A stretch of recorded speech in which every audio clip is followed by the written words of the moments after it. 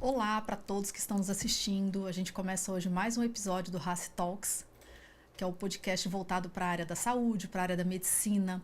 E hoje eu trago aqui comigo uma convidada muito especial, a doutora Lívia Cassis, uma queridíssima ginecologista, sexóloga, e para a gente debater aqui assuntos voltados à sexualidade, à intimidade feminina, a parte toda polêmica que as mulheres têm muitas dúvidas, as mulheres têm necessidade de perguntar, são tabus e muitas vezes se sentem assim envergonhadas, se sentem, né, oprimidas para falar sobre esses temas. E assim, esbarra muito na parte do direito também, porque a gente sabe que a Organização Mundial de Saúde, ela preconiza a saúde sexual como parte importante do bem-estar do ser humano, né, até mesmo cultural, a saúde mental. Então ela é reconhecida mesmo como algo necessário, algo primordial. Então é previsto em lei a parte sexual, então a gente tem que tratar disso, não é um assunto que tem que ser escondido, um assunto que tem que ser evitado. Então, doutora Lívia, seja muito bem-vinda, maravilhosa, super competente, né? Atuou muitos anos no ramo da obstetrícia e migrou muito para essa área da sexualidade, da ginecologia. Então, seja muito bem-vinda. Obrigada, Ju. Adorei o convite. Você sabe que você mora no meu coração. E falar sobre sexualidade sempre é muito bom para mim, né? Adoro, sim. Sou apaixonada por esse tema que é muito tabu e que as mulheres têm muita dificuldade de falar. Se você for parar para pensar, com quantas amigas você conversa sobre sexualidade? A gente, mulher, geralmente reclama sobre sexualidade, reclama às vezes de um relacionamento, mas a gente não conversa, a gente não pergunta para nossa amiga coisas íntimas. Qual a frequência sexual, o que elas sentem, o que elas têm de dificuldade. Inclusive nessa questão do empoderamento hoje que a gente tem falado muito, né? Da mulher conseguir entender que ela realmente é responsável pelo próprio autocuidado. Então, acho que a sexualidade entra muito nisso. Sim, é verdade. Poucas pessoas entram nessa intimidade, então a gente acaba conversando sobre esse tema com pessoas que são mais próximas e a gente sente muitas vezes que a mulher ela é muito cobrada da atividade sexual dela, até pelo parceiro, sim, pela sociedade em si. E às vezes ela nem desconfia de algum problema que ela pode estar tendo, até funcional mesmo, muitas vezes um problema simples de resolver, e aquilo afeta a mente dela e reflete em trabalho, reflete em filhos, reflete em relacionamento, e não tem muito incentivo, eu vejo, para que ela cuide dessa parte dela. Se você for pensar, como que é a nossa educação sexual? Como que as nossas mães, os nossos cuidadores nos falam sobre sexualidade ali na primeira infância? A maioria das recomendações que a gente tem é sobre não pode engravidar, não deixe um menino, uma menina encostar em você, porque é ruim, é algo que acontece, é algo que é proibido. Uhum. E ninguém explica o porquê. Por que uma menina não pode engravidar na adolescência? Ah, sim, porque é ruim. Não, mas espera aí. O que acontece? Como que funciona seu corpo? A maioria das mulheres não sabem como o próprio corpo funciona. Sim. E aí entra o primeiro tabu, né, Ju? Sim. Sim, e a maioria das meninas hoje, a gente vê que elas menstruam, sim, mas elas não sabem o que acontece. O que acontece a partir do momento que ela tem uma menstruação? Muitas vezes o corpo dela não está preparado por uma concepção e ela está ali, menstruada, 12 anos, cabeça de criança, mas não tem uma conversa com ela sobre qual que é o impacto, o que acontece a partir de agora. Ela não tem noção disso. Não.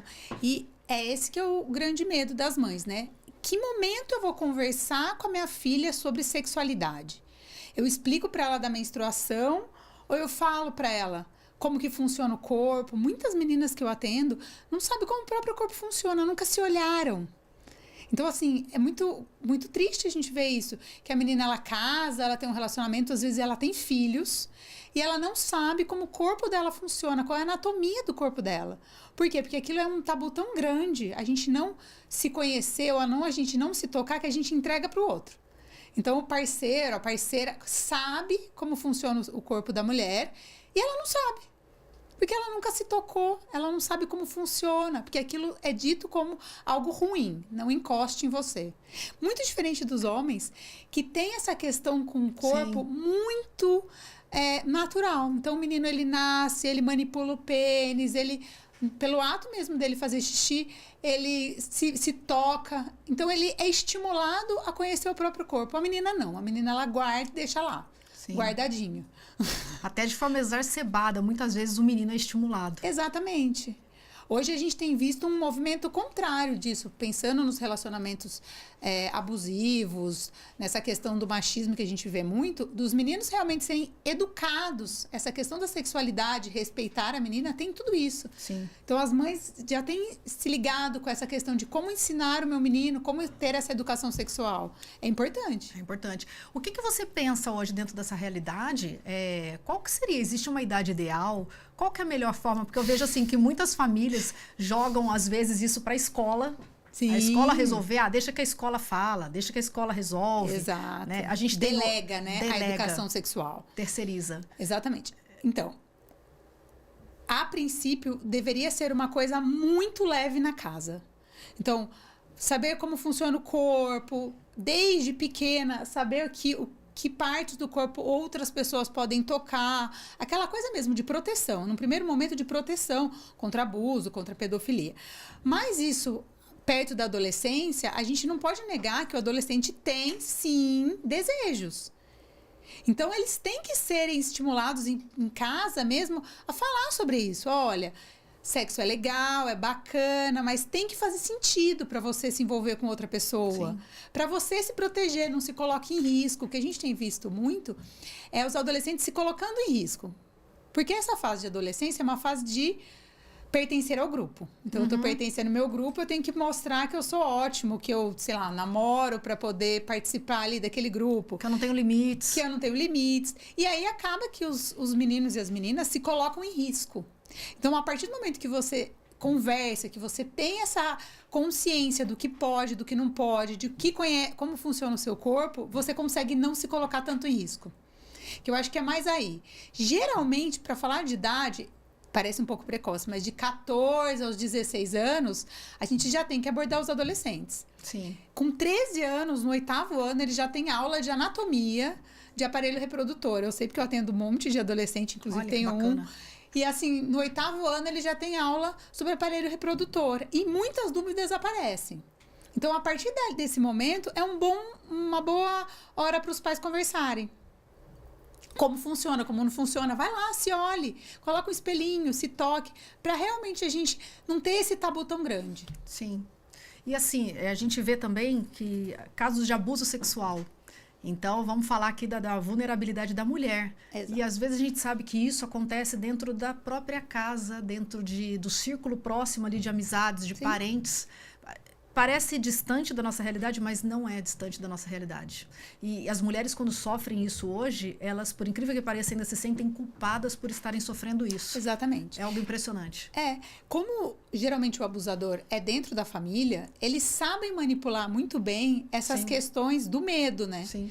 Então, eles sabem todos os dados daquela menina ou daquele menino. Sim. Eles realmente sabem como conduzir e essa pessoa ela acaba ficando ali meio com medo de expor a família ou com vergonha, porque às vezes compartilham fotos, vídeos íntimos. Exato. E aí, assim, a gente já vê um monte de caso. Teve um caso de um menino mês passado nos Estados Unidos que acabou se matando por conta disso. Exatamente. Então, a gente tem realmente que ter esse olhar em casa. Sim. O comportamento do nosso adolescente é em casa. A partir do momento que ele tem esse acolhimento dos pais, qualquer coisa esquisita, ele vai entender que não é normal. Sim. E assim, às vezes a pessoa passa por isso e ela demora a reconhecer que ela está passando por um abuso. Então, acho que o intuito da nossa conversa, além de falar de sexualidade, não a sexualidade propriamente dita da pessoa se descobrir. E a gente tem que falar tanto mulher quanto homem. Não só se descobrir, se conhecer, e a gente vai abordar aqui vários tabus, né? Vocês vão ver. Mas também se proteger. Exato. E quanto maior a intimidade que você cria dentro de casa, mais fácil isso fica. Exato, de conversar mesmo. Conversar. Leve. E evitar riscos. Exatamente. Né? Hoje a gente sabe que os pais têm um papel fundamental com essas mídias sociais para alertar o que é certo e o que é errado. Muitos adolescentes não sabem ter esse limiar ali do que é certo e o que é errado. Então, os pais estão aí para isso. Sim. E se eu não tenho um canal aberto, um ouvir, assim, atento, isso passa. Sim. Então, até essas questões de abuso. Outro dia eu tive uma menina muito triste pensar nisso. Ela foi abusada pelo irmão, de 9 aos 15 anos. Mas ela não entendia aquilo como um abuso. Como um abuso. Por quê? Porque o irmão, apesar de abusar dela, protegia dos pais.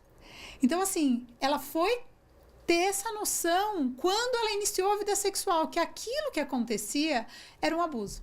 Sim. Então, olha que judiação. Se alguém tivesse conversado com ela que aquilo não pode, que aquilo estava errado, que o corpinho dela era só dela, Sim. talvez ela não tivesse passado por isso sozinha em tanto tempo. E ela criou uma certa cumplicidade com Exato. o irmão, a síndrome de Estocolmo. Exato. Então. Exatamente. Porque ele protegia. Ele protegia. Ele era querido, ele tratava ela bem. Olha que loucura, né? É. Parece bobeira, mas isso a gente vê muito. E você pega alguém totalmente vulnerável, que não tá. O senso crítico dela não está Exato. formado ainda. Exato. Exatamente. Do mesmo jeito que um carinho, um abraço, um beijo é normal, ela achava que talvez um contato mais íntimo com o irmão estava tudo bem. Sim. Os pais deixavam os dois juntos para trabalhar, para sair, e estava tudo bem. O irmão sempre a protegia. E quando a pessoa cai na real, né, que ela percebe isso, é um grande baque. Porque, assim, toda aquela relação, aquela adolescência que ela viveu, se quebra. E aí é muito complicado, porque ela se sente culpada. Ainda assim ela se sente culpada. Ainda assim ela se sente culpada. Além de ser vítima, ela ainda se sente culpada. Exato. A grande maioria das mulheres abusadas que a gente tem se sentem culpadas. Por conta do, vamos lá, no tabu, roupa. Então a gente sabe, por que usa tal roupa? Teve um abuso porque estava com uma roupa curta. Isso. Que isso é um tabu. Isso. E ainda a gente fala, nossa, mas pra que foi usar essa roupa tão curta? Pra que foi pôr um decote tão grande? E a gente sabe nitidamente que a menina pode estar nua e que ninguém tem o direito de encostar um dedo nela. Exatamente. Mas ainda hoje a gente tem esse julgamento. E das próprias mulheres, hein, Isso Ju? que eu ia falar, a gente sente falta da sororidade entre as mulheres. É uma coisa impressionante. Esses dias, há pouco tempo atrás, tinha uma ciclista andando de bicicleta sozinha num determinado local e ela foi abusada por uma pessoa, um homem que passou de moto e ficou perseguindo ela e tudo. E ela entrou em pânico porque ela estava sozinha. Ela foi criticada. O que ela estava fazendo sozinha ali? Então. E desde quando a pessoa estar sozinha, ela precisa sofrer um assédio? Exato. Por que ela é errada e não o criminoso que estava ali abordando Exato. ela? Por que transfere para a mulher essa culpa? Sempre, E a mulher né? muitas vezes veste isso. Exato. Então a gente tem esses tabus que tem que ser quebrados. Por aí que a gente fala, se eu conto isso pra minha filha, pra minha prima, pra minha amiga, que isso não tá certo, ela entende isso e ela não Sim. se culpa. Isso. Que é o mais triste. Ela foi abusada, ela foi lesada e ela ainda se sente culpada por aquilo. Sim. E a gente fala uma frase que nada incomoda mais do que uma mulher empoderada. E não é empoderada só profissionalmente, não é empoderada de informação. Informação, educação. Informação, educação. Então isso tinha que ser estimulado. E não adianta jogar isso no colo da escola. Não. Isso tem que começar em casa. E tem outra coisa, né, Ju? Essa questão da escola hoje, eles fazem um trabalho muito importante, mas os pais participam muito da escola também. E muitas ações que as escolas fazem são mais limitadas porque os pais também não querem que a escola fale. Mas o filho leva o celular na escola, né? Com a internet aberta, com a rede aí, para quem quiser ver. Então, também tem essa questão de tem gente que não quer ver. Sim. E engraçado que trazendo um pouco para a realidade de saúde, a gente fala que na lei dos planos de saúde 9656, você tem o direito ali à cobertura de planejamento familiar, você tem a questão contraceptiva, mas a gente não vê claramente ali a questão da sexualidade. Não tem. Né? E se a gente considerar que a Organização Mundial de Saúde considera isso como parte integrante do bem-estar, Exatamente. a gente teria que pensar numa forma disso também ser integrado. Exato. A área das coberturas, porque você, eu sei que você atende convênio, atende particular, e você não tem esse público para você te buscando através de convênio para essa educação. Não, até né? porque não tem essa cobertura, né? Sim. E falar de sexualidade ainda é um tabu muito grande. Sim. A gente tem muitas entraves com relação a isso. Eu vou falar de sexualidade, mas eu vou estimular o meu adolescente a ter relações sexuais? É muito pelo contrário.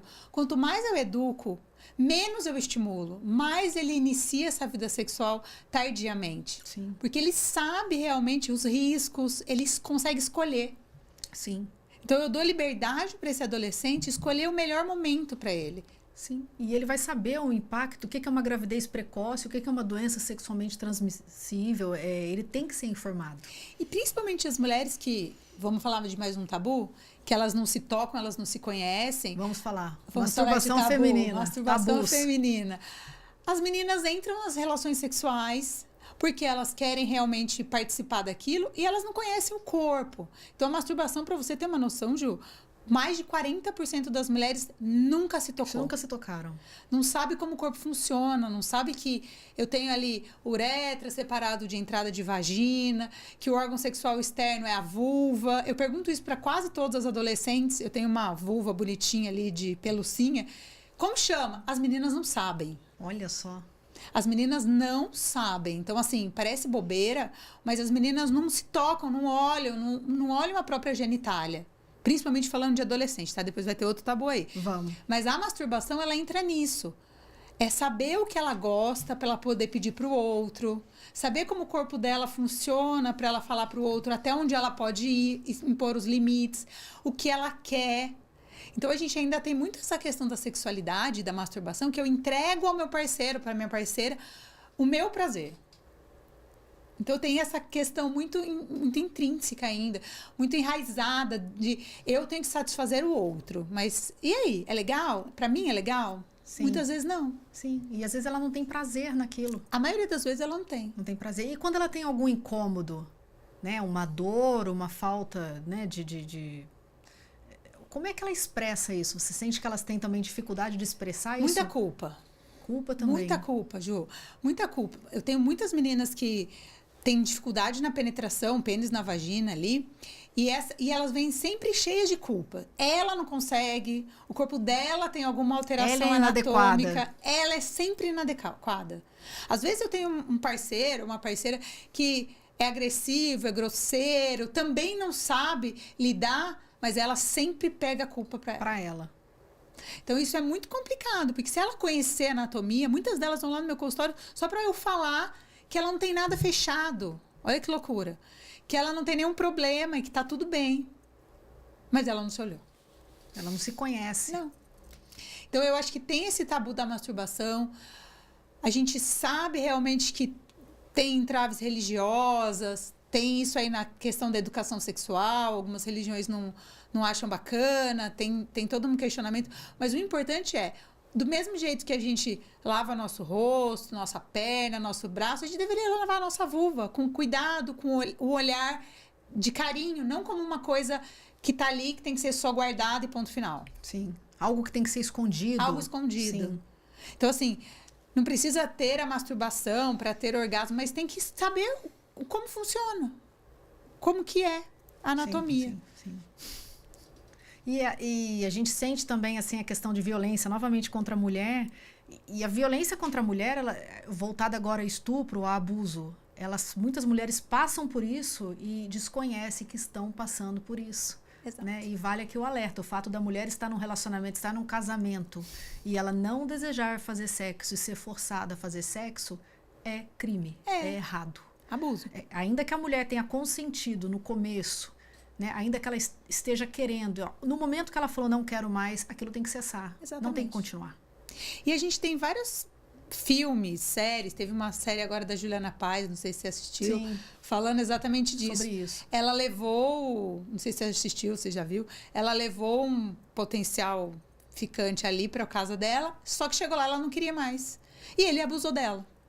E mesmo assim, ela se sentiu culpada porque ela levou ele para casa. Então, assim, ele abusou, ele foi ruim, mas ela se sentiu culpada. Porque ela levou. E durante todo o episódio, ela realmente foi acusada por todo mundo que ela levou. Mesmo que ela mudou de ideia. Então, a gente tem muito isso, né? Tem muita menina que às vezes entra num relacionamento ou sai. Hoje tem muito relacionamento por aplicativo. Que quando ela chega em determinada situação, ela não consegue mais voltar atrás. Sim. Ela acaba tendo relação sexual com aquela pessoa que ela não quer, só para não desagradar. Ou só porque ela não consegue falar não. E acaba sendo ruim para ela. Exatamente.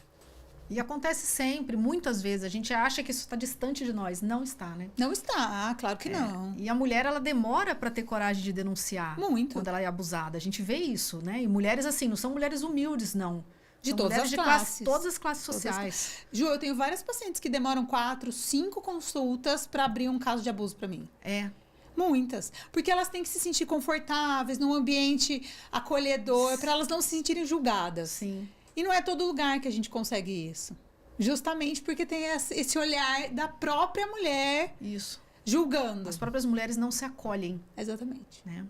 E aí, falando, quando você fala da questão da roupa curta, a roupa curta, ela é o critério de cada um. Ninguém pode julgar se é bacana, se não é, se isso é uma falta de postura, se isso é inadequado. Exatamente. Cada um tem a sua opinião, mas isso não dá o direito de ninguém ser abusado, porque está Exato. com uma barriga de fora, porque tem um decote, porque tá...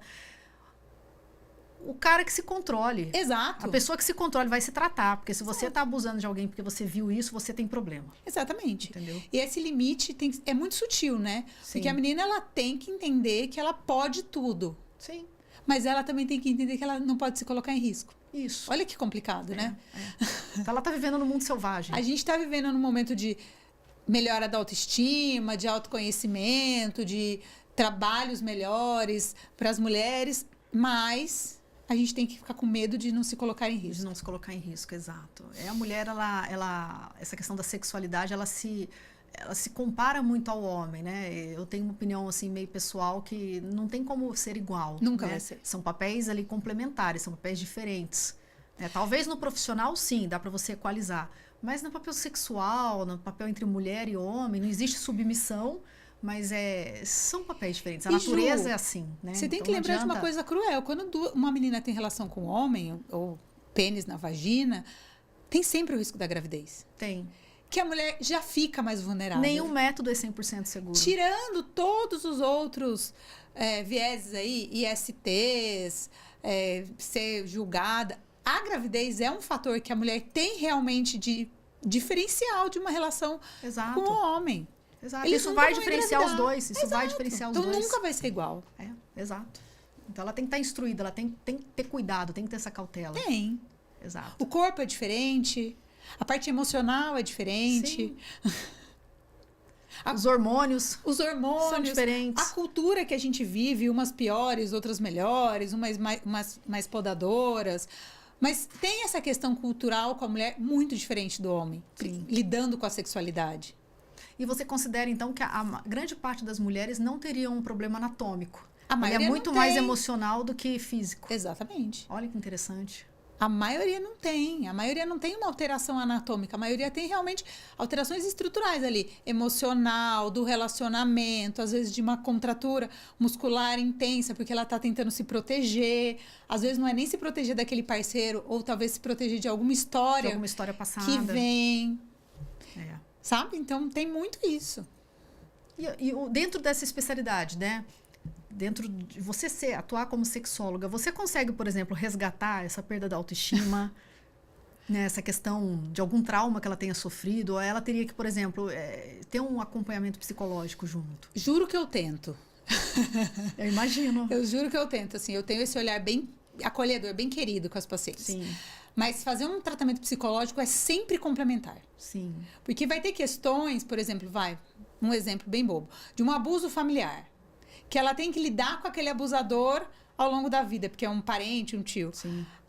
A psicóloga, ela entraria ajudando essa menina a lidar com com esse isso. relacionamento que ela vai acabar tendo que viver. Ou, às vezes, um abuso e que aquilo gerou uma gestação.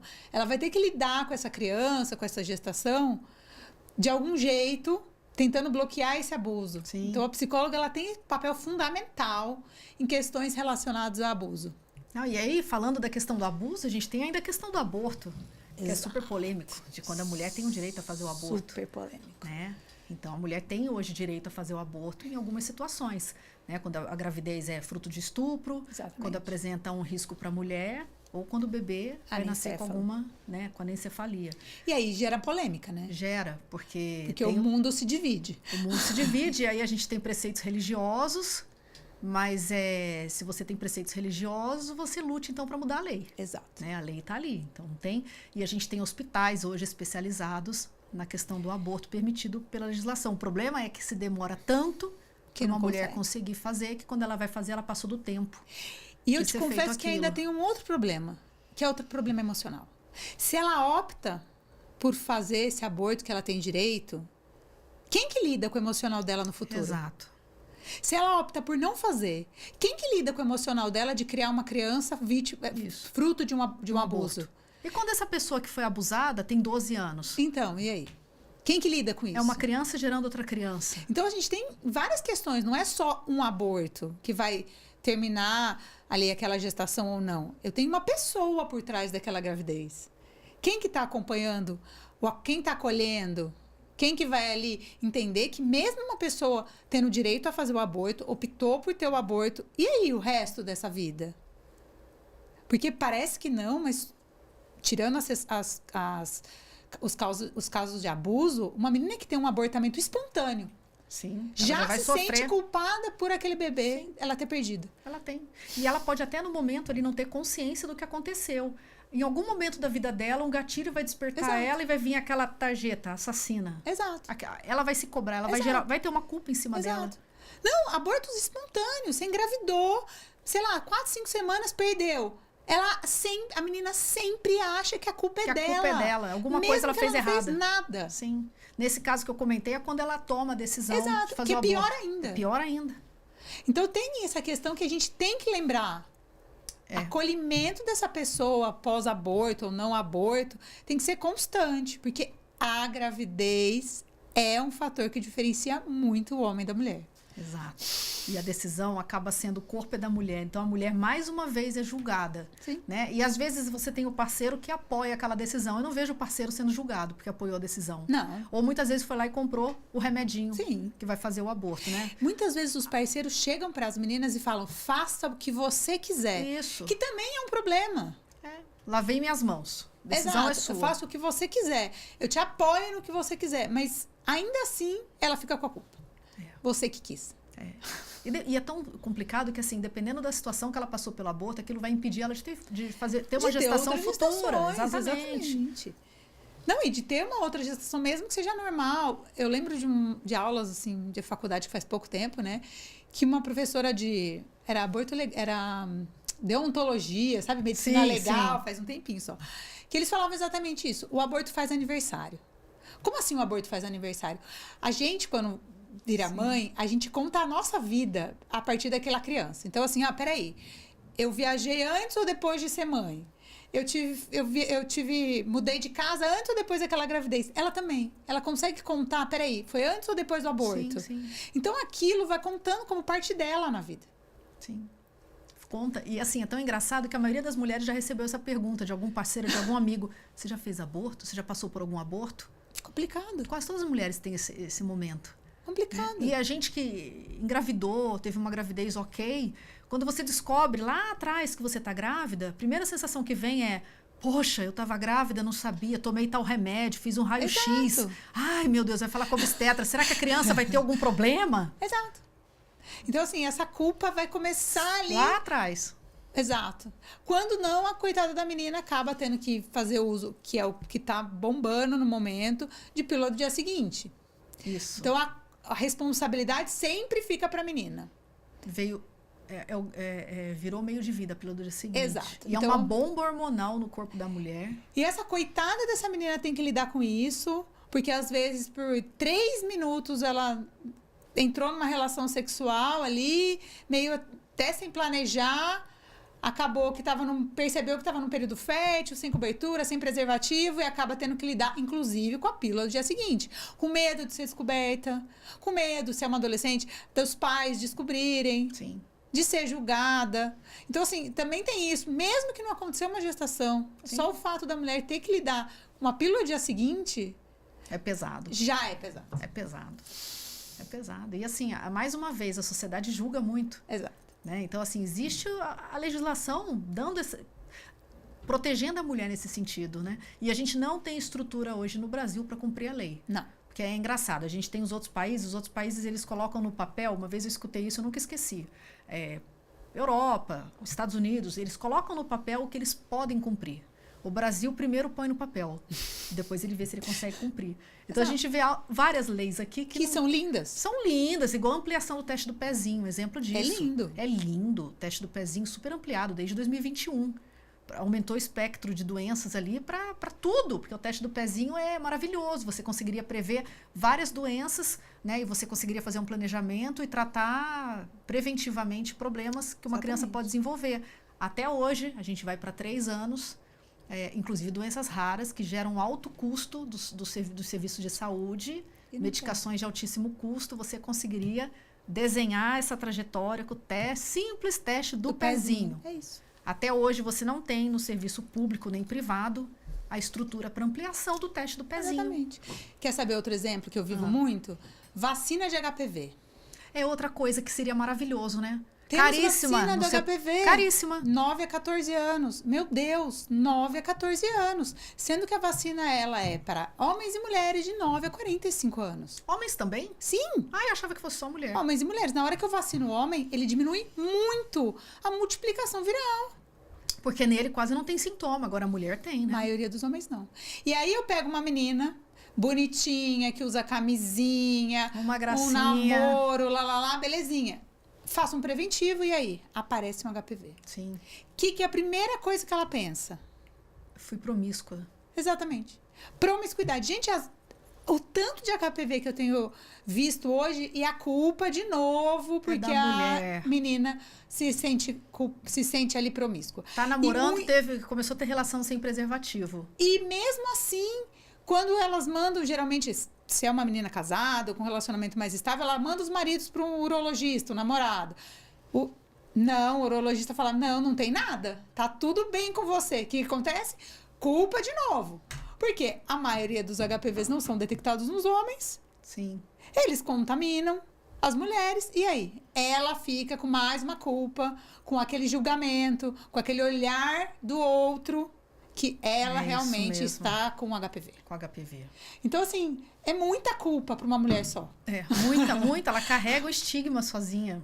Que aí entra nisso, né? E o marido vai se defender, né? Porque ele falou, não tem como você falar que sou eu, porque o vírus, pode ficar até 20 anos, e aí ele se manifestar, como é que você vai me acusar? Exato. E já tem a defesa pronta. Sabe uma coisa muito complicada? Eu tenho muita menina que detecta ali um HPV no preventivo, a primeira pergunta que elas me fazem é, doutora, mas eu tenho risco de contaminar meu parceiro? Tem esse olhar ainda. Esse olhar.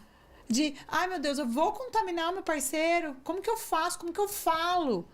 Então não tem a mulher tem essa coisa mais de cuidadora, né? Tem. Não tem esse só me proteger, eu tenho que saber se meu parceiro tá em risco. Sim, a mulher tem. Então é muita culpa. É muito tabu aí pra gente quebrar. E assim, a gente está muito preocupada, a gente fala muito da saúde interna, né? E o ser humano hoje, ele está esquecendo da saúde interna e preocupado muito com a estética. Exato. Inclusive a estética genital, né? Aí entra mais um tabu, né? Mais um tabu, né? Existe padrão para uma vulva bonita? Isso que eu ia perguntar. Eu sei que você escuta isso direto. E eu vejo isso direto em rede social, em outros médicos que eu assessoro. Ô, Ju, olha, tá bem complicado isso, viu? Saiu esses dias. Até botox lá o povo tá fazendo. Ácido hialurônico, cirurgia. Campeonato que teve, uma seleção que teve de uma menina que ganhou a vulva mais bonita do Brasil. E aí ela descrevia...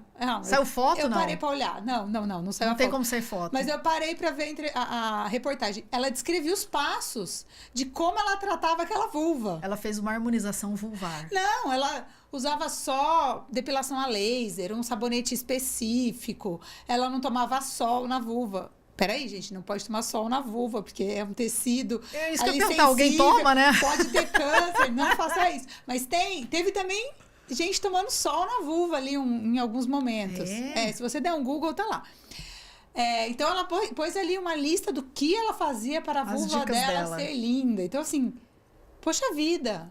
A gente ainda tem que entrar num padrão de vulva. Aí a mulher, ela já tem que ser magra, né? Ela tem que estar com a cara esticada, ela tem que fazer harmonização. Aí tem a boca, tem cílios, tem unha, tem cabelo. E a vulva. E agora tem a vulva. E é muito complicado, porque hoje a gente tem visto muita cirurgia. Labioplastia, né? Ninfoplastia. Sim, ninfoplastia. Pra você ter uma noção, o Brasil, por 2 anos consecutivos, ganhou da quantidade de cirurgia plástica íntima baseado em todos os países. Só perde não. Passou dos Estados Unidos, que ama uma cirurgia plástica. Passou dos Estados Unidos, né?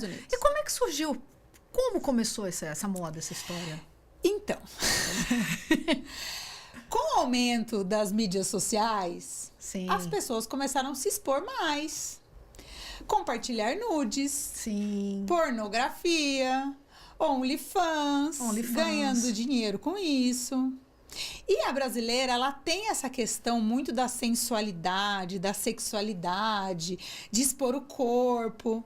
Então, a brasileira já é bem mais sexualizada, né? Até por a gente ser país tropical, ter uma exposição maior. E aumentou demais, principalmente depois da pandemia, com nudes. Olha só. Antigamente você mandava selfie, né? Agora você manda nudes. Exato. E a partir daí, as pessoas começaram a ver. Uma coisa que ficava ali mais guardadinha, cada um tinha a sua, expunha ali só para um ou outro parceiro. Agora virou uma coisa natural. Botar ali nas mídias sociais. Olha só. E aí criou um padrão de beleza. Um padrão de beleza também inalcançável, né? Porque cor de pele, tecido, tamanho, peso, flacidez, você não consegue padronizar. Sim. E não dá pra querer que todo mundo tenha uma vulva quase que adolescente ali. Não tem condições. Porque isso tá errado. Tá. E aí, mais uma vez, é mais uma demanda pra mulher. Mais uma demanda. Unilateral, né? Ninguém cobra o homem. Não. Mais uma vez, é a cobrança pra mulher. Exato. Entendi. Então, já tem o silicone, a lipo, e a HD, labioplastia. E agora a ninfoplastia. Olha que legal. E dependendo da cirurgia que a mulher faz ali, diminui a sensibilidade, por exemplo? Dependendo, sim. Porque eu vou fazer uma cicatriz ali naquela região. Isso que eu imagino.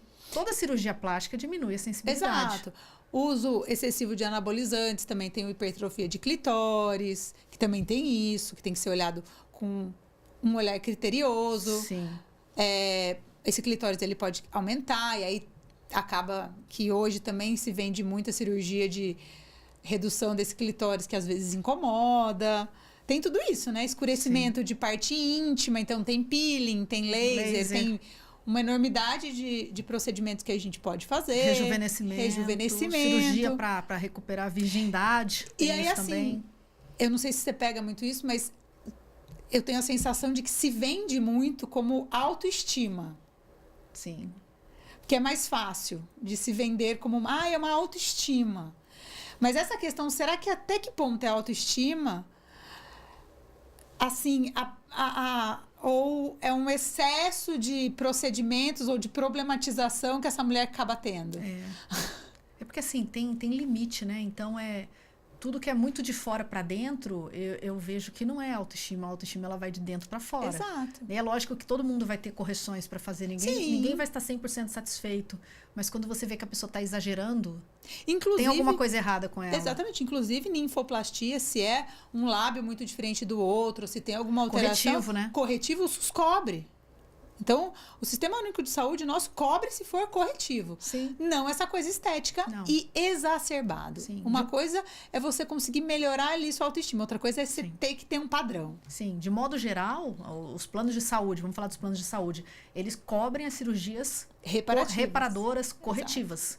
Né? Tudo que é estético, vai haver uma discussão para se conseguir a cobertura. Então, o que está gerando um problema funcional. Então, por exemplo, cirurgia bariátrica, que é aquela cirurgia da redução do estômago, tem cobertura, tem um protocolo para seguir, porque não é uma cirurgia simples, então você tem que ter tentado 2 anos ali, tentado emagrecer espontaneamente, sem sucesso, tem que ter acompanhamento psiquiátrico, porque tem impacto, então a pessoa ela vai emagrecer, vai diminuir o estômago, então ela vai ter uma mente de alguém que pensa como alguém, sente muita fome, come demais e vai sair com o estômago deste tamaninho.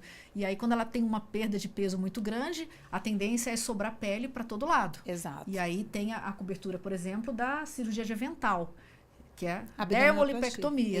E aí as pessoas querem aproveitar e já fazer abdominoplastia, cirurgia plástica. Então, tudo isso, dependendo, excesso de pele em outras partes do corpo, o judiciário tem dado a cobertura desde que seja mais funcional do que estético. Exato. Então, quando é funcional, se tem maior facilidade de conseguir a cobertura. Agora, quando é estético, é mais difícil. Exatamente. Então, essa busca pela estética excessiva que não pode existir, né? Exato. Até porque a gente tem a sensação, inclusive em pacientes pós-bariátricos, que quase 50% deles voltam a engordar depois de alguns anos. voltam para o peso que eles tinham. Então, assim, tem que ter uma mudança de olhar. Sim. A cirurgia corretiva íntima, ela tem que ser corretiva, ela não pode ser essa coisa de ter sempre buscando alguma coisa melhor. Qual que é o padrão? Sim. Qual é o melhor? É inalcançável. Exatamente. Um padrão inalcançável. Exatamente. É o que a gente tem visto nos nossos adolescentes hoje. Tentando ter ali um padrão de beleza que não vão ter. Um monte de adolescente deprimido. Sim. Se comparando com algo que não vai existir nunca. E essa questão de mudança de sexo? Então, isso passa por você também? Eu atendo pouca gente aqui em São José, mas na formação a gente passou. E também é um assunto super polêmico. Sim. Porque apesar de ter realmente ambulatórios, principalmente nas capitais, com protocolos definidos já para as mudanças de sexo, a gente tem que ter essa coisa de acompanhamento psicológico. A mudança de sexo, ela vai impactar muito na vida daquela pessoa. As cirurgias vão ter danos físicos. Vão. Então, assim, tem isso também, né? Tem legislação que trata disso. Exato. Você tem que fazer a questão hormonal primeiro. Depois de um tempo que vai ter a cirurgia. Não é simples sair operando. Exato. Idade mínima, acompanhamento com psiquiatra, com psicólogo. Então, assim, é uma questão que tem bastante polêmica, mas que tem que ser olhada com cautela. Para a pessoa não se arrepender. Sim. E dependendo, tem que ter muito cuidado para discernir se é um período de vulnerabilidade, é um período de empolgação, se a pessoa realmente tem certeza daquilo. Exato. Né? Por isso que eles preconizam que seja maior de idade, não adolescentes, porque tem essa fase ainda de formação de personalidade ali até perto de uns 21 anos, que você pode mudar. Pode. Mudar a opinião, não gênero, sexo, não é sobre isso, mas sobre o seu próprio corpo. Então, o que a gente achava do nosso corpo aos 20, hoje aos 40, a gente já pensa diferente, né, Ju? Pensa diferente, né? Tem pessoas que às vezes demoram muito para se descobrir. Exato. Né? E aí tá tudo bem também, mas não pode tomar uma atitude drástica que não seja reversível. Exatamente. Tem que saber que vai ter um impacto na sociedade. A sociedade se modernizou, mas a gente sabe que tem ainda preconceito. Exato. Né? Vai enfrentar uma série de questões. Falando de mudança, assim, totalmente mudando desse tópico para outro tabu. Qual é a idade limite para as mulheres e para os homens terem relação sexual, Ju? Nossa, essa é ótima! E aí, tem hora para parar? Tem hora para aposentar do sexo? Como leiga no assunto, eu entendo assim, que enquanto tiver possibilidade, enquanto as pessoas se sentirem bem para praticar, tem gente que fala assim, pessoa idosa não pode se beijar, é esquisito. É esquisito, né? Tem gente que fala isso. Não, se a pessoa tá se beijando e se sente bem, tá feliz com aquilo, porque o outro tem que julgar? Até porque assim, hoje em dia, a gente já lê matéria, uma coisa muito engraçada, né? Se referindo, matéria de anos atrás, se referindo assim, uma idosa de 40 anos. Então, assim, a pessoa de 40 anos ela era considerada uma idosa, né? Então, eu sou quase que, o quê? Uma moribunda, Não, a gente é 40 a mais. A gente é 40 a mais, então. A gente tá no fim da linha já, no fim da vida, entendeu? Que tem que parar de brincar disso. Parar tudo, né? Mas se você pra for casa olhar, de repouso. Exatamente, mas se você for olhar, com a melhora da reposição hormonal, atividade física, alimentação, a gente é diferente das nossas avós. Claro. As nossas avós ali perto dos 50, 55 anos eram vozinhas. De vestido, de anágua, lembra? Sim. Cabelinho curto, então eu tinha que cortar o cabelo. Sapatinho com saltinho baixinho. Exato. Assim, né? Era vozinha. Vozinhas. Hoje uma menina de 60 anos tá super ativa. Adorei tá uma menina trabalhando. de 60 anos. Ué. Tem a mulher de 60 anos que é atleta, que corre muito mais que vai muito mais pra atividade academia física do que eu. a gente. Exato. Que tem perfis, assim, de viajar, de serem super descoladas, que estão... Namoram. Ativas profissionalmente. Estão em aplicativo de relacionamento, 60 anos. Exato. Eu tenho várias pacientes que estão. Não, troca de namorado, 60 anos. Então, assim, o que a gente tinha lá atrás mudou. Hoje, pensando na reposição hormonal, pensando na vagina, antigamente, elas não conseguiam ter validade penetração. A vagina? Não tem. Até o final da vida pode usar. A gente acaba usando umas pomadinhas, mas resolve. Sim. Elas paravam porque elas tinham muita secura vaginal. Elas não conseguiam mais ter penetração. Hoje a gente usa medicação. Sim. Hoje a gente tem artifício para usar para não ter dor. Ninguém julga o homem que usa Viagra. Mas Exato. cobra uma mulher que tá usando a pomadinha. Exato. Isso. Então a gente tem que falar mais sobre isso, porque eu atendo um monte de senhora que fala para mim assim: nossa, mas eu não consigo mais. Quando eu passo a medicação, elas falam: mudou minha vida. Mas ninguém conversa sobre isso? Não, minhas amigas não falam. Tanto que eu já mandei para uma, para outra, para outra. Por quê? Porque ninguém fala sobre essa saúde vaginal que ela vai poder continuar tendo relação para sempre. E falar sobre um relacionamento novo aos 60, 65 anos, como assim? Como assim? Tudo bem. Ué, é de cada um isso, é particular. Exatamente. Se eu vou viver, vamos falar uma expectativa boa, 85, né? Dos Tá 60, bom, 85, tá bom, né? tá, Ju? De 60, tá ótimo, ainda falta 25 aí. Então, Exato. E outra questão, a gente não falava sobre divórcios ali na época das nossas vós. Hoje, as mulheres têm outros casamentos, outros relacionamentos, Sim. elas começam casamentos aos 60, 3, 4 aos casamentos 70, por vida. E como assim ela não vai ter essa questão? Ela não vai se beijar, ela não vai andar de mão dada? Claro. Isso produz bem-estar, Exato. né? Entra lá na OMS. Entra no colocando OMS, tá na lei, entendeu? Está na lei, é legal como ato básico da vida. da vida. Então a gente tem que quebrar esse tabu, né? De falar sobre menopausa e que tá tudo bem, ninguém tá morrendo porque tá na menopausa, a gente tem o que fazer. Falar sobre sexualidade ali, 60, 70, 80 anos, contanto que ela se sinta bem, que eles queiram, e tá tudo bem. Isso. E também não se cobrar se não quiser. Exato. Isso é de cada um. Exatamente. E eu tenho muito questionamento, às vezes, das pacientes. Falam assim, eu sou casada há, sei lá, 30, 35 anos, mas a gente não tem mais relação sexual e tá tudo bem. Tá tudo bem pro casal? Então tá tudo bem. Incomoda o casal? Não, então tá tudo bem. Quando um dos parceiros se incomodam, aí a gente tem um problema. Isso. Mas se os dois estão ótimos, tá tudo bem. Sim. Então também tem esse questionamento das mulheres, outro tabu aí. Qual é a frequência sexual ideal pro relacionamento? Depende. Depende. A frequência sexual para um casal que acabou de casar é uma. Sim. Que tem filhos é outra. Que estão juntos há 20 Que anos. estão juntos há 20 anos é outra. Então depende do combinado, eu falo muito isso, depende do contrato daquele relacionamento. O importante é que seja bem conversado. Exato. Que é o que eu acho que eu tenho mais de queixa em casamentos. De, doutora, eu não tenho mais libido. Mas peraí, seu marido é legal? Sua esposa é legal? Vocês conversam sobre isso? Qual a frequência que seu marido gostaria de ter relações sexuais com você? Por ele todo dia. Não, gente. Ninguém mais quer ter relação sexual todo dia. Cansa. Todo mundo adora isso aqui. Então também pergunta. O pessoal quer ficar no Instagram, né? Pergunta pro outro. Sim. Então também tem essa desconexão. A sexualidade tem muito isso. Essa desconexão do que a gente acha que é o ideal, porque a gente viu nas mídias sociais. Porque as pessoas falam, né? Porque as pessoas falam e do que é real. Você vê isso muito, porque por ser advogada, mas sexo é um negócio que vende. Vende. Então a gente olha, parece que tudo é sobre sexo. Exato.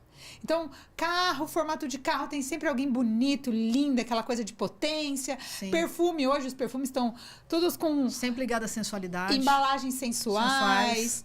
Você procura viagens românticas. Então, o sexo é um negócio que vende. Vende. E será que é isso tudo? Não é. Será que é isso mesmo? Se a gente conversasse mais sobre sexualidade, será que a gente não compartilharia com as outras pessoas as mesmas dúvidas? Exato. E tem mais uma questão. Algum tempo atrás a gente estava conversando, eu e você relatou uma questão muito comum. Pornografia. Excesso de pornografia, Excesso né? de pornografia também tem diminuído a frequência de relação sexual, porque as pessoas, e eu não tinha imaginado isso, as pessoas se satisfazem com a pornografia. Exatamente. A ponto de se desinteressar de relação sexual. Por uma vida real. Por que isso faria sentido? Porque na hora que você tem um excesso de pornografia, você tem excesso de estímulo cerebral. Excesso de dopamina cerebral. Entendi. Quando eu tenho uma relação com outro ser, eu tenho que conversar, eu tenho que ter contato, o outro tem que conceder. Então, às vezes, fica desinteressante. Não é uma coisa instantânea. Porque a pornografia, você coloca lá, é instantâneo. Sim. Você não precisa fazer esforço, você não precisa fazer nada, você só precisa assistir. Fica cômodo. Fica cômodo.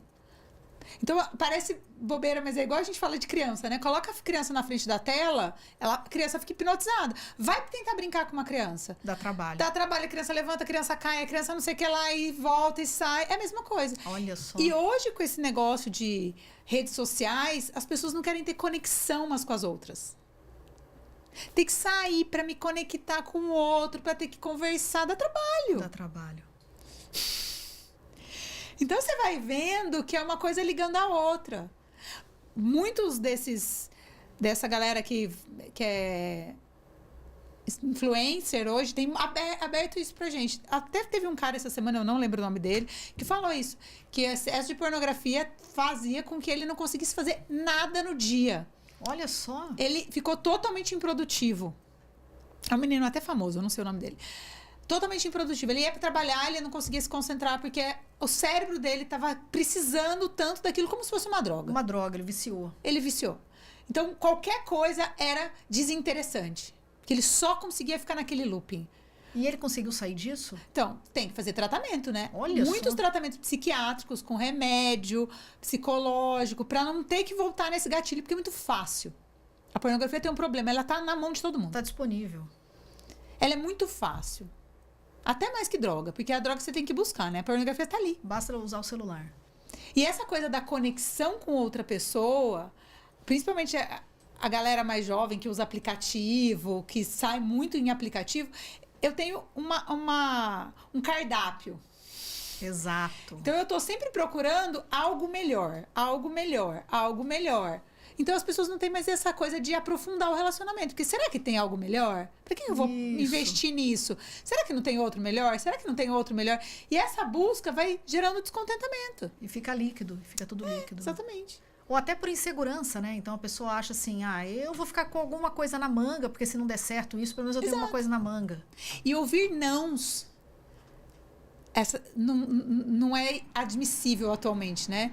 Ser rejeitado não é admissível. É mais fácil assumir. Tem um termo lá que é o ghosting. Eu sumo. Exato. Eu sumo e acabou. Então aí eu não tenho que lidar com rejeição. Quando você tá com uma pessoa, você tem que lidar com rejeição. Claro, frustração. Frustração. Então eu tô ali, eu não lido nada com rejeição. Eu peço nudes, eu mando nudes, eu me exponho, eu faço sexo virtual e tá tudo bem. Sim. Olha. Até que ponto? Complexo, né? Complexo. Gente, amei. Olha, tudo que é tabu aqui. Sexualidade, direito médio, direito da saúde e sexualidade. Misturamos não é bom tudo mesmo? aqui. Bom, Eu amo. Bom. Amo falar de sexualidade, porque é muito tabu. Muito, muito. É muito velado. Apesar de a gente achar que todo mundo fala sobre isso e faz sexo o tempo todo, é mentira. Mentira. Ó, pega aí uma meia dúzia de amigas que você tenha, senta numa mesa e conversa com elas qual é a frequência sexual que elas têm em relação sexual.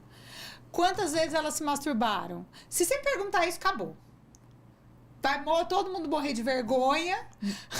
Umas duas vão falar a verdade, o resto vai inventar. Vai inventar, isso que eu imagino, exatamente. Aí vai pegar o celular, aí vai arranjar uma desculpa. Por quê? Porque é complicado falar sobre isso, sabe? Incomoda, provoca incômodo. Os homens, eles conversam sobre sexualidade, mas eles conversam em tom de brincadeira, de zoação. Sim. Eles falam mais, mas eles zoam mais. Essa coisa da troca, também eles não conversam. Olha só. Muito louco, né? Muito bom, muito bom. Último tabu, vai, Ju. Virgindade. Olha, ótimo. Ainda existe ou não existe? Então, tá em extinção isso, né? Sabe que não? Não, mas, Não. mas aí você considera que isso tá ligado à religião? Tá vinculado à religião? Muitas vezes a religião e muitas vezes a princípios pessoais mesmo. Éticos, morais. Exato. Então eu acho que não também... tá em extinção? Não, claro que não. Hoje eu tenho uma quantidade enorme de meninas que vão no meu consultório realmente namorando, com relacionamentos legais e que se planejam para ter a primeira relação sexual após o casamento. Porque elas entendem exatamente o contrário do que a gente estava falando. Que essa conexão é importante para conhecer o outro, para ver se eu quero ficar com essa outra pessoa. Então também é um assunto bem legal. Então a gente acha que não, ninguém mais casa virgem. Opa, não é bem assim. Olha só. E essa pessoa também deve sofrer bullying, né? Muito, né? Muito. Porque a partir do momento que você fala, não, eu quero que faça sentido pra mim. Qual que vem o grupo, vem e fala, para de ser tonto, tem que aproveitar a vida. É, exato. Não, vai experimentando. Essa coisa que hoje tá na moda, né? De experimente de tudo pra você ver o que você gosta. Você vê Será? o que você gosta. Exato. Será que você precisa experimentar de tudo? Não. Será que você já não sabe ali o seu princípio, se você tem as suas convicções pessoais que você às vezes não quer? Então também tem isso, né? Isso. Entender e compreender que às vezes tem pessoas que não querem. E elas têm que ser respeitadas. Exato. Isso é pessoal. É muito pessoal. E vai ser mais feliz ou menos feliz de ter vários parceiros, várias parceiras. Não. Ela tá satisfeita ali com o formato dela. No relacionamento. Pra ela tá ok. E tá tudo bem. E tá tudo bem. Não é? Sim. Outra coisa que também tá super em pauta, vai. Relacionamento aberto. Nossa. Exatamente. Eu acho que isso tá tão ligado a medo de infidelidade. Sim. Que vamos abrir o relacionamento que daí eu não tenho surpresas. Exato. Relacionamento aberto é pra todo mundo? Não. Não. Porque se você parar pra pensar, um relacionamento aberto eu tenho que lidar com a minha autoconfiança, Sim. com a minha autoestima.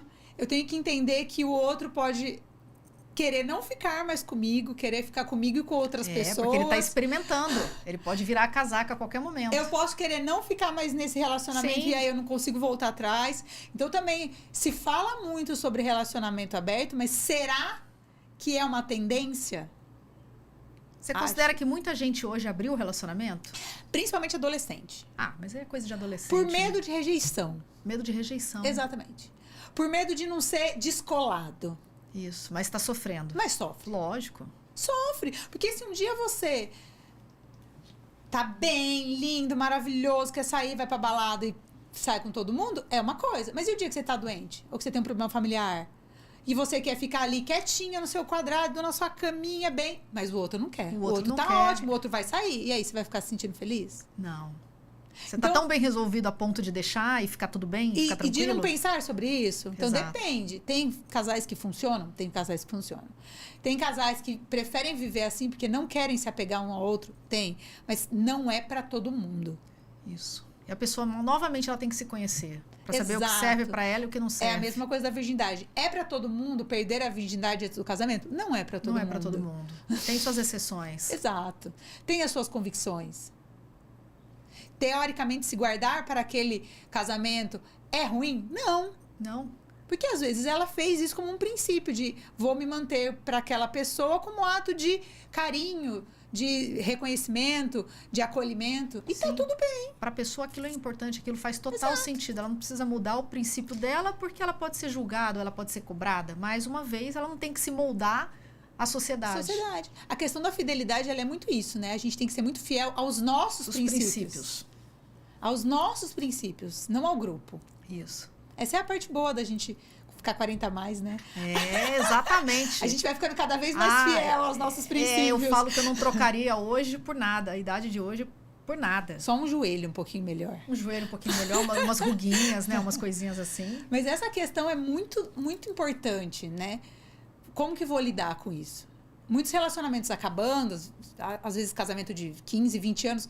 Como que se abre para um relacionamento de aplicativo? Eu tenho algumas pacientes que, sei lá, 45, 50 anos se separam. E aí? Como essas meninas lidam com o aplicativo? Também é complicado. Sim. Como é que elas recomeçam, né? Como recomeçar um relacionamento? Estão desatualizadas. Exato. Como outra pessoa vai chegar perto do meu corpo? Como eu vou ser aceita? Sim. Você viu como tem muita questão de sexualidade aí? Tudo envolvendo a sexualidade mais uma vez. Bom, né? Bom, bom. Não, sexualidade é importantíssima. É uma pauta que a gente tem que trazer. Exatamente. Ai, foi maravilhoso. Amei também. Te agradeço muito, Que Li. isso, Ju. Não, você... Assuntos sobre sexualidade, tabus, a referência é você sempre. Maravilhosa. Acho que eu consigo falar sem sofrer, né? Exatamente. A coisa flui, você fala, você tem muita experiência com isso, você fica à vontade, você deixa a pessoa à vontade. E tem que ser leve, E tem que ser leve. Tem que ser leve. Como tudo, todos os assuntos que ficam muito pesados estão errados. Estão errados. Então tem que ser muito leve. Exato. Que são assuntos sérios, são assuntos polêmicos. Falar de abuso, falar de aborto, falar de traição, de relacionamento, são assuntos polêmicos. São assuntos que mexem muito com a nossa autoestima, que doem. Tem que ser leve. Sim. E com certeza, assim, o podcast de hoje, o episódio de hoje, ele vai alcançar muitas mulheres que estão precisando ouvir o que a gente falou hoje aqui. E foi bacana que a gente conseguiu abordar medicina, saúde, um pouco de direito, um pouco de direito da mulher também. Sim. Então, questão da segurança da mulher. E eu acho que uma legal, mensagem muito boa é: a gente, mulher, tem que apoiar umas outras. Sem esse olhar de julgamento. Isso, a tentar sororidade tirar feminina. esse olhar de julgamento. Sim. Tentar se colocar no lugar da outra. Peraí, por que ela tá fazendo isso? Sim, exatamente. Nos acolher mais. Exato. Né? Fica aí o convite pra gente se acolher mais. Ai, obrigada, sua maravilhosa. Eu, amor. Obrigada mesmo pelo seu tempo, pela sua disponibilidade, pelo teu conhecimento, por compartilhar tudo aqui com a gente. Sim, principalmente pela sua amizade, que é uma delícia Exatamente, na minha vida. a minha também. Obrigada, Ali. E obrigada a todos aí que vão nos acompanhar e em breve novos episódios aqui, tá bom? Muito obrigada.